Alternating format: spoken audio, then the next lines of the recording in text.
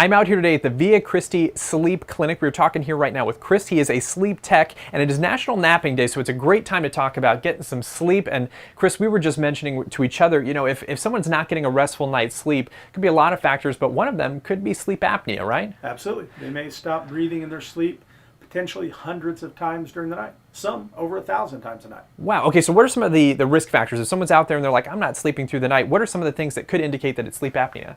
Biggest risk factor is obesity. Okay. If your BMI is more than 30, there's a good chance you have sleep apnea. If you have a thick neck. Okay. For a man, if your neck is 17 inches around. Okay. Or for a lady, if it's 16 inches around. If you have high blood pressure. If you snore loudly.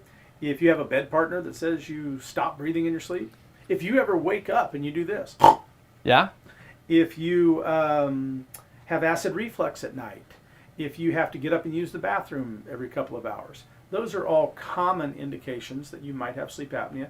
Definitely that you ought to have a sleep study. For sure. Now, if someone wants to have a sleep study, you said that's something you talk with your PCP about to get that fixed. But if you do have sleep apnea, you said there are some things that people can use in order to help alleviate that. So this is a CPAP machine. These are the gold standard. CPAP is air pressure. That's all it is. It's using air pressure to move your tongue forward and to stiffen your airway so you can breathe normally. This is a CPAP mask. It's the one I use myself. Yeah. If I didn't use this for the last 22 years, you would be talking to somebody else because I would have died. Oh my goodness. Are you? I had a couple of small car wrecks where I fell asleep, both of which could have been much worse. Oh my goodness. And statistically, as severe as my sleep apnea was, if I didn't get treated, I'd have had a heart attack or a stroke in that time. Oh my goodness. Well, that's obviously CPAP machine is one. This over here is something else that people have an option with. This is the Inspire hypoglossal nerve stimulator.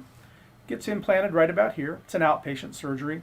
There's a wire that goes between the ribs. Another wire goes to a very, very, very, very, very, very specific part of the tongue. There's 7 berries. Yeah.